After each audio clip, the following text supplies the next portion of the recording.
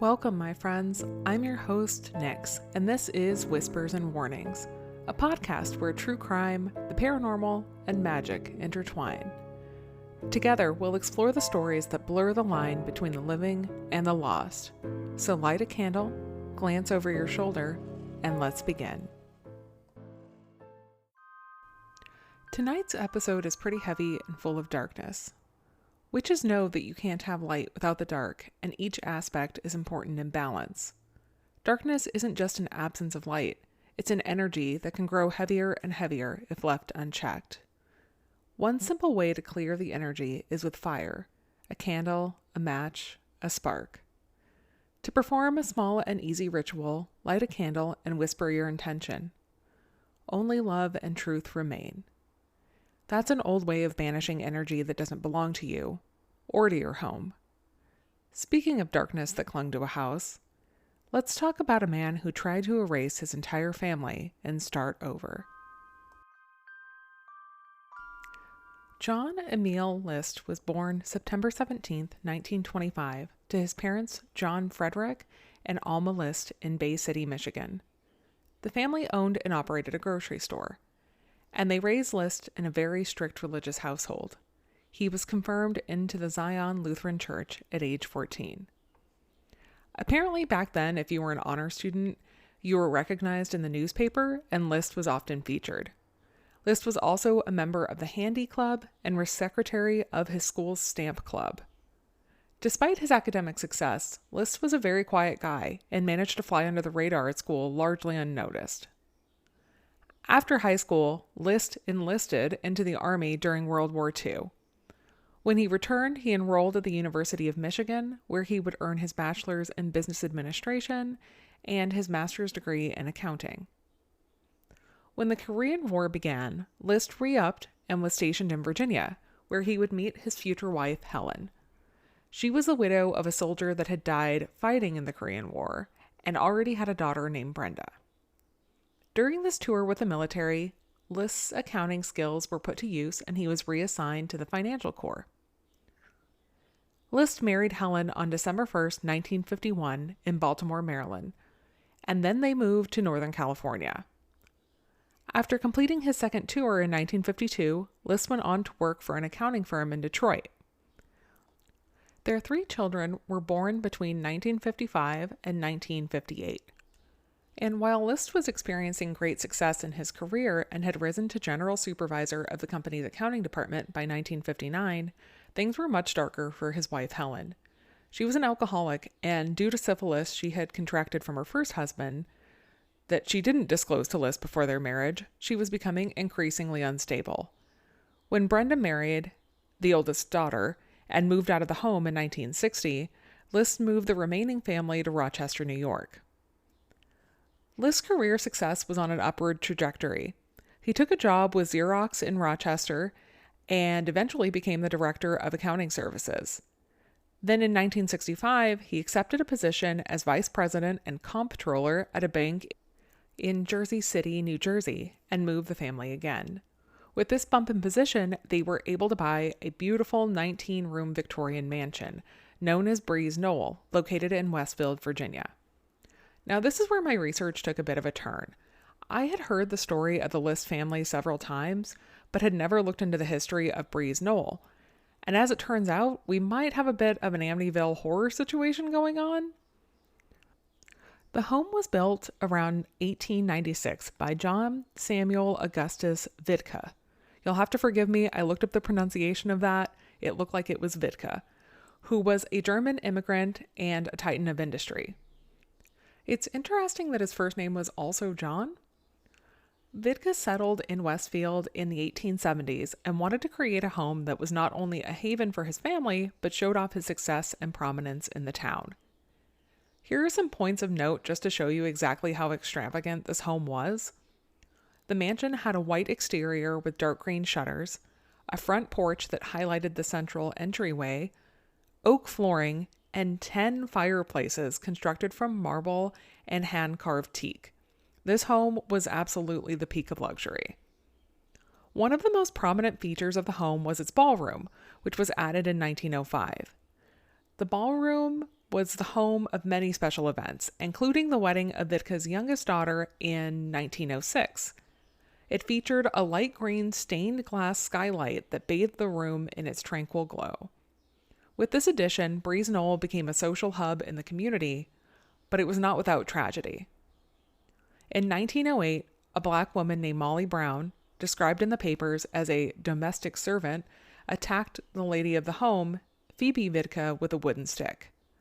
While the newspaper at the time referred to her that way, I feel it's important to note that even though slavery was illegal in the U.S. at that time, many black women in domestic service still lived under the same systems that echoed it and had little freedom, protection, and faced constant racism and exploitation.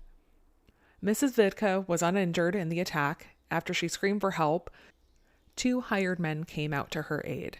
And let's be honest, the men weren't in any better conditions than Molly herself was. Molly was taken from the home and declared insane before she was committed to a place called Morris Plains. Mr. and Mrs. Vitka eventually both met their demise inside the home when Mrs. Vitka passed following a short illness at age 87 in 1929, followed by Mr. Vitka, who died from injuries sustained when he fell down the grand staircase in 1936. While none of these deaths were related to a violent nature, the house certainly saw its share of death, greed, and scandal. Now back to 1971 with the List family. On the outside, everything appeared normal. List got up every morning, got dressed for work, and left at his regularly scheduled time. Only he wasn't going to work. The bank he was working for had closed and List had been laid off. Instead, he was spending his days in interviews or at the Westfield train station reading newspapers until it was time for him to come home for the day. Their finances were in dire straits at this point, and List was diverting money from his mother's accounts to avoid defaulting on the mortgage. And as the problems became more severe, List encouraged the kids to seek part-time work, claiming that this would teach them responsibility, but really it was just to help the family's financial position. Helen's condition had also worsened. She concealed the fact that she had syphilis for 18 years. According to later trial testimony, Helen had pressured List into getting married in Maryland, which was a state that didn't require the mandatory premarital syphilis test that many other states required. Eventually, she had to come clean to her husband and her physicians in 1969, when her condition had reached a certain level that had been made worse by her alcoholism. It was reported that she had been transformed into an unkempt and paranoid recluse. She often publicly humiliated List, comparing his sexual prowess to that of her first husband. With the rising tensions, List had to make a decision on how he was going to get his family out of debt. Unfortunately, he made the wrong one. On the morning of November 9th, 1971, List loaded his semi-automatic handgun and a .22 caliber revolver. He started by shooting his wife, Helen, who was 46 at the time, followed by his 86-year-old mother, Alma, in their home. When his 16-year-old daughter, Patricia, and 13-year-old son, Frederick, came home from school that day, he fatally shot them as well. Following the killings, he casually made himself lunch. Now, I don't know where this original detail came from, but I remember hearing it on the podcast My Favorite Murder years ago, which was how I was first introduced to this story. But it was said that he made himself 2 sandwiches for lunch. Not a sandwich and a side, 2 sandwiches. Following his lunch, List went to the bank to close out his wife and his mother's accounts. He canceled all deliveries and called the kids' schools to say that they would be out of town for a while caring for a sick relative. I heard that they traveled a lot and were generally considered a little reclusive, so this wasn't uncommon for them to be gone for a bit of time. After taking care of business, List attended his 15-year-old son, John Jr.'s soccer game. Following the match, he drove his son home, where he fatally shot him as well. John Jr. put up a good fight against his father, but unfortunately, he was still fatally injured after suffering 10 gunshot wounds for his efforts. List started to arrange the bodies, leaving his mother in her apartment upstairs and arranging the body of his wife and children on sleeping bags in the aforementioned ballroom. A month passed with nothing. The bodies went undiscovered, as the neighbors noticed that all of the lights in the mansion were on day and night and the bulbs had started to burn out. The family had been reclusive, but this was strange even for them. On December 7th, 1971, the neighbors called the police and officers arrived to hear music still playing softly over the house intercom system. They eventually entered the home through an unlocked basement window and discovered the bodies. List was gone at this point. A manhunt ensued but turned up nothing. He had gotten a month-long head start on the police. And since this was the 1970s, it's not like he was updating his location and posting stories on his Instagram. He had even gone so far as to destroy all reliable photographs of himself so the police couldn't put anything out in the search. It was largely assumed by the remaining family of List that if he was found, he would not be found alive. They didn't believe there was any way he could live with the guilt of what he had done to his family. The family car, a green 1963 Chevy Impala, was found parked at the JFK airport, but there was no record that List had boarded a flight. And with that, the search eventually went cold. Breeze Knoll remained emptied for a time after the murders, but burned down in August of 1972. The official ruling for the fire was arson, although the case remains unsolved with 0 suspects. Although I feel like we might be able to guess at one of the suspects. The irony here is that the stained glass skylight in the ballroom was destroyed in the fire along with the home, and it's rumored to have been assigned Tiffany's original, worth at least $100,000 at the time, which was almost $750,000 in 2024. If that were true, selling that alone would have paid off almost all of the debt that List had accrued. But instead, he decided to commit familicide. A new house was built on the site in 1974. Now, it was later discovered that after driving from California to New York and ditching the car, List took a train from New Jersey to Michigan and then to Colorado, where he settled in Denver in early 1972. He took an accounting job there under the name Robert Peter Bob Clark. Then, from 1979 to 1986, he was a comptroller at a paper box manufacturer outside of Denver. Seeming to have turned over a new leaf, he joined a Lutheran congregation and ran a carpool for church members that didn't have reliable transportation. It was at one of these church gatherings that he met Dolores Miller, and they married in 1985. In May of 1989, after 17 years, 6 months, and 23 days at large, a popular Fox TV program called America's Most Wanted recounted List's crimes. Without any usable photographs of List, they featured an age-progressed clay bust sculpted by Frank Bender that turned out to be shockingly accurate. List had just happened to sit down to catch the tail end of the episode with his new wife when they caught the story. In a later interview, he remarked, quote, "I was perspiring like anything," end quote, when asked to describe the moment he saw the bust of himself on the screen sitting next to his wife, who did not know of his past, but he mentioned that she didn't seem to recognize him. The resemblance was uncanny, though, and it became a joke among the neighbors the next few days of how much the suspect looked like their friend Robert Clark. While most of it was just for a bit of a laugh, one neighbor decided to call the police to have them look in on Clark.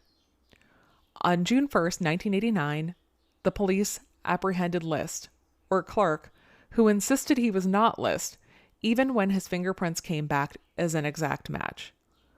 He was charged with 5 murders, but kept his act of denial up until February of 1990, when he finally admitted to his lawyer that he was, in fact, John List. In his testimony, List told the court that he felt that he had no other alternative. And while the stained Tiffany glass may have just been a rumor, I don't know, maybe selling your mansion would have been a good first step to getting out of your debt problem. His lawyers attempted to get him off with an insanity plea, and while what he did was obviously an insane thing to do, they were unsuccessful in that narrative. On April 12, 1990, John List was convicted of 5 counts of first-degree murder, and on May 1st was sentenced to 5 life terms in prison to be served consecutively, which was the maximum sentence at the time. List first tried to appeal and claim that his judgment had been impaired by complications from PTSD from his military service. That appeal was denied. In the same interview as the perspiring quote with Connie Chung in 2002, he finally expressed remorse for his crimes. But not because he felt bad for taking the lives of his mother, wife, and children, just mostly for himself. He said, quote, "I wish I had never done what I did. I've regretted my action and prayed for forgiveness ever since," end quote. When he was asked why he didn't take his own life after the murders, he said that he believed suicide would prevent him from getting into heaven, where he hoped to be reunited with his family. List died in prison from complications from pneumonia at age 82 on March 21, 2008. An interesting note for those in the true crime sphere, List was proposed as a suspect in the D.B. Cooper air piracy case in 1972. He had disappeared 2 weeks prior to the airplane hijacking, matched the hijacker's description, and it was believed that a man who had already killed his family had nothing to lose. When he was later arrested, he denied any involvement in the Cooper case. His name will still be mentioned in articles and documentaries related to the case, but the FBI no longer considers him a subject, and that case remains unsolved. And maybe it's just a coincidence that Westfield, New Jersey, the same quiet suburb that hid the murders of the List family for almost a month, is also home to another haunted story. In June of 2014, Derek Broaddus went outside to check the mail. Him and his wife Maria had just closed on a 6-bedroom home 3 days prior and were doing some renovations before moving in. They didn't have much in the way of mail just yet, except for a few bills and a white card-shaped envelope. In thick, chunky handwriting, it was addressed to the new owner and contained a typed note that started out friendly enough but then took a dark turn. "Dearest new neighbor at 657 Boulevard, allow me to welcome you to the neighborhood. 657 Boulevard has been the subject of my family for decades now, and as it approaches its 100th birthday, I have been put in charge of watching and waiting for its second coming. My grandfather watched the house in the 1920s, and my father watched it in the 1960s. It is now my time. Do you know the history of the house? Do you know what lies within the walls of 657 Boulevard? Why are you here? I will find out." The letter went on to comment on the Broaddus' vehicle, as well as taking note of the renovations they had started, implying that it was ill-advised to make the house unhappy. The letter also took note of their 3 kids, ages 5, 8, and 10, and asked if there were more children on the way. "Do you need to fill the house with the young blood I requested? Better for me. Was your old house too small for your growing family, or was it greed to bring me your children? Once I know their names, I will call to them and draw them to me." The letter had no return address, and the writer remarked in the letter that they could be anyone driving or walking by, looking in through the windows. The letter was signed in cursive font, "The Watcher." Terrified and alone in the home at night, Derek called the police, but there wasn't much to be done at that time. Over the coming weeks, the Broadduses received more letters. Their plans of moving in began to change, and their renovations came to a halt. They continued to attend neighborhood events and started trying to compile a list of subjects themselves, having not told their neighbors about the letters. Some ideas came into their heads and they shared them with the police, but nothing ever came of it. The most solid suspect they had was a man in the neighborhood, but a DNA test on one of the envelopes determined that the DNA belonged to a woman. Despite the fear, surveillance, the letters, and the mounting tension, the case remains unsolved. The purchase of the home had been a dream for the Broadduses, but it quickly turned into a nightmare. They ultimately decided not to move into the home at all.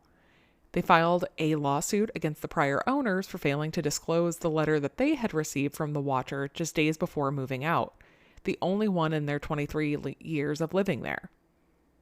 The Broadduses attempted to sell the home, but there was little interest.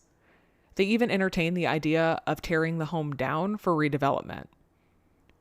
Many of the neighbors and commenters in online forums speculated that it was just an elaborate hoax by the family aimed at getting a discount on the home or a media deal. But the impact to the family was real.